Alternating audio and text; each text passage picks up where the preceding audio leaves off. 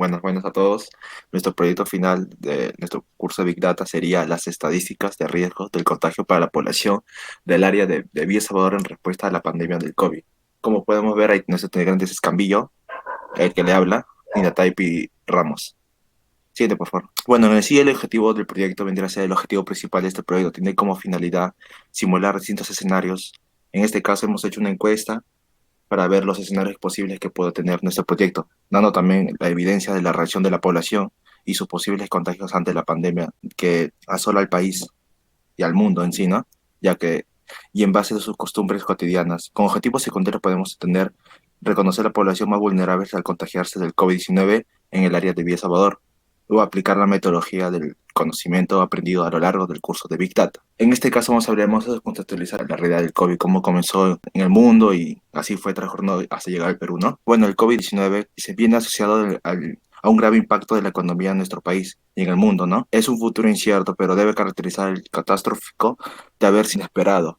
En el Perú, como en, como en 184 países afectados, la gente es forzada a trabajar en casa o no puede ir al centro de labores.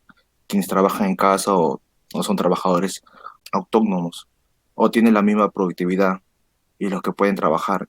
Algunos reciben su salario o nada, pero en ende la evidencia se está poniendo en un peligro de seguridad económica en las personas. Al inicio de la pandemia, Perú lideraba el ranking de los auspicios como uno de los primeros países que impusieron las restricciones y en aquello que se distinga de mayores paquetes de ayuda para que la gente afectada por la suspensión de la economía. Como pudimos ver, el Perú también fue uno de los países que estuvo en los primeros rankings de la encuesta de los más afectados. Y bueno, acá podemos ver también que hay varios tipos de vulnerabilidad del Perú. Una vendría a ser lo que es la vulnerabilidad monetaria. Acá los hogares que no superan la línea de pobreza de monetaria total. De ahí viene la vulnerabilidad de alimentaria. Los hogares cuyo consumo de alimentos no supera la regla calórica de mínima, ¿no? Viene la vulnerabilidad laboral. Los hogares cuya sumatoria de ingresos laborales de distintas fuentes de ingreso no supera la remuneración mínima vital, o sea, por ley. Ahí viene la vulnerabilidad financiera, o sea, que los hogares sin ningún tipo de ahorro del sistema financiero ni nada de ¿no? De ahí viene lo que es la vulnerabilidad hídrica, o sea, del agua. Acá, los hogares cuyo abastecimiento de agua procede de una fuente distinta de la red pública. Ahí también podemos ver lo que viene a ser cómo se contextualiza, como el impacto local se puede visualizar que la caída de la demanda de las internas, vínculos comerciales y producción, la reducción del turismo, en ocasiones la interrupción de suministros que devienen de los efectos sobre la salud de la población. El gobierno peruano, en el cual no había sido precavido en sus políticas públicas y previas, ¿no? Viniendo tomando las acciones en prioridad dentro del marco de proporcionar asistencia alimentaria a las poblaciones vulnerables, o trabajadores, o migrantes informales, o como se puede decir, las ambulantes, que son de extrema pobreza y en sus recursos dependen del día a día. Bueno, acá los especialistas del PNUD analizan que la pandemia es una amenaza que interactúa con los hogares peruanos, como le acaba de explicar, la monetaria, la alimentaria, la laboral, la financiera, la hídrica. Así, antes de la propagación de este coronavirus, el 65% de los hogares peruanos, es decir, cada 6 de cada 10 peruanos, registraba por lo menos una de estas vulnerabilidades, lo cual presenta un total de 4 millones de hogares vulnerables en las zonas urbanas y 1,8 millones en las rurales, en proporción que el 88% de los hogares son de zonas rurales, son vulnerables. ¿Cómo reactivamos la economía tras el golpe del coronavirus? Pues según los funcionarios del Estado, la economía está funcionando por un 44% de su capacidad.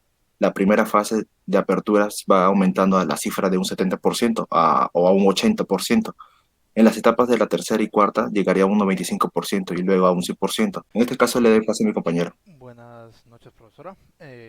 Siguiendo con las variables que hemos tomado para el desarrollo de esta investigación, algunas de estas serían el sexo, la edad, la situación laboral, el paciente, si una persona es paciente de riesgo o no, el salir de casa, si una persona suele salir de su vivienda, las medidas preventivas que ha tomado la población, la presencia de síntomas de COVID, la confirmación de si la persona ha tenido o tiene COVID y el contacto con una persona con COVID. Explicando un poco las variables como por ejemplo el sexo, en este caso en estado de esas variables serían el masculino, el femenino y el prefiero no responder, un poco para respetar a algunas personas que no quieran responder esa pregunta. Los rangos de edad se llevarían desde los 18 a 29, los 30 a 44, de 45 a 59, de 60 en adelante y los menores de edad.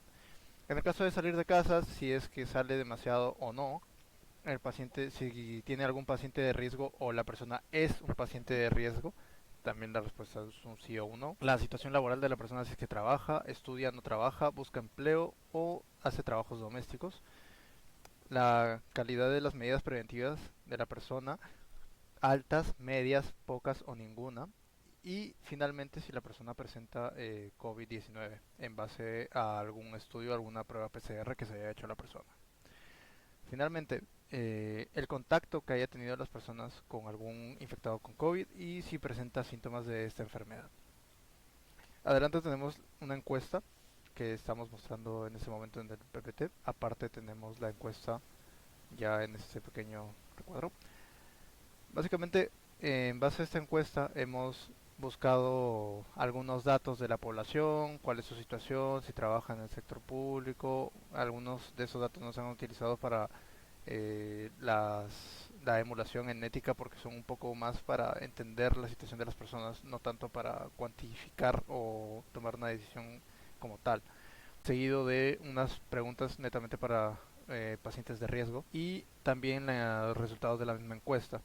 Por ejemplo, podemos ver la cantidad de personas que ha preferido responder, son femenino, masculino o prefieren no responder a esta pregunta, su rango de edad, algunas características como si salen muy frecuentemente de su domicilio, si trabajan, en qué sector se hace, si presenta algún paciente de riesgo en su entorno, al igual de si es que se han diagnosticado a estas personas con COVID o no. Terminando con algunos resultados de la encuesta, algunos de los feedback que hemos recibido de parte de los mismos encuestados, como por ejemplo que organice más campañas, que sea más organizado o llegar a lugares más alejados.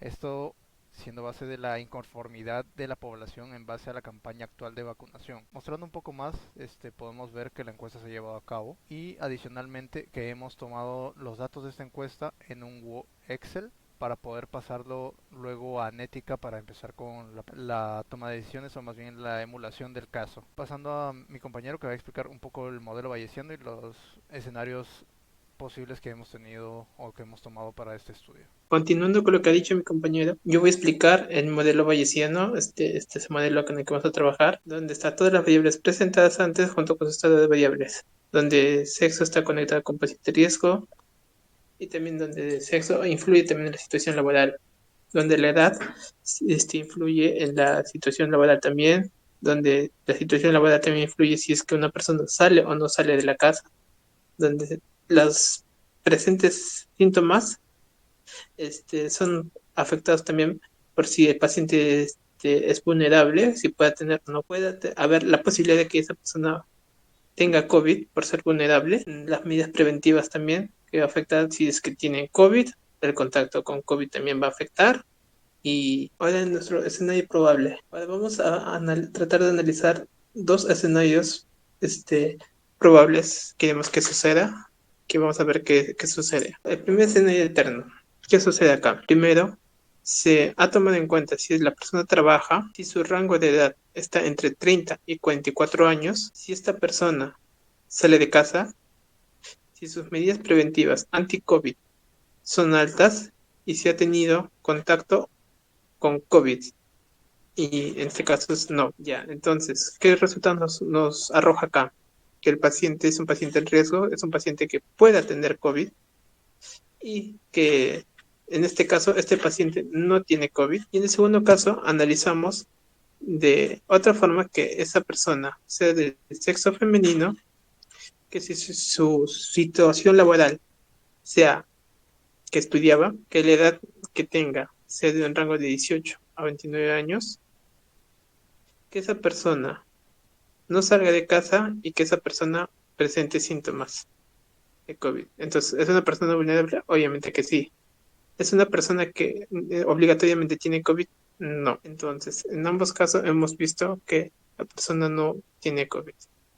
Ahora, como el escenario probable que vamos a tomar, donde la situación laboral sea que trabaja el 100%, donde tomamos que trabaja, la persona trabaja, que tenga el rango de edad de 30 a 44 años, que salga de casa, que sus medidas preventivas sean altas y su no tenga ningún contacto con COVID.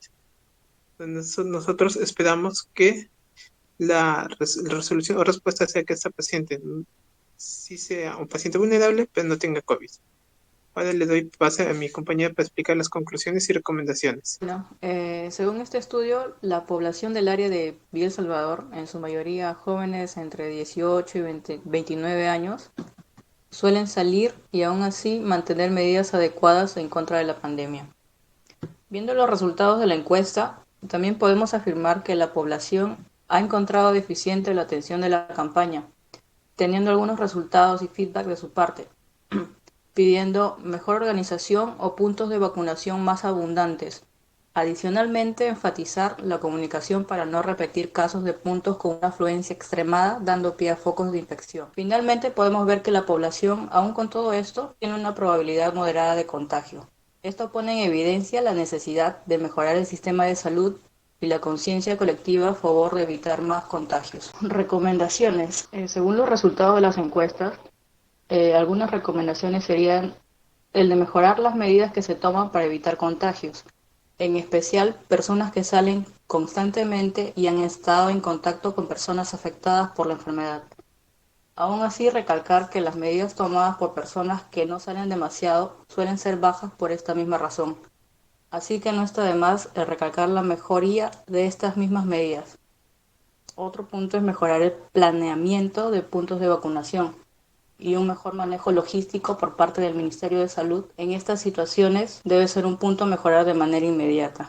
Igualmente, mejorar la comunicación sobre los puntos de vacunación disponibles, además del proceso de vacunación antes de llegar al centro mismo, tal como se vieron en algunas noticias, ¿no? Hay unos casos en los que hay muchas personas esperando por la vacuna en colas y, y caso contrario también centros en donde los médicos pedían a las personas que acudan porque no habían personas en ese centro para poder vacunar, eran poquísimas, ¿no?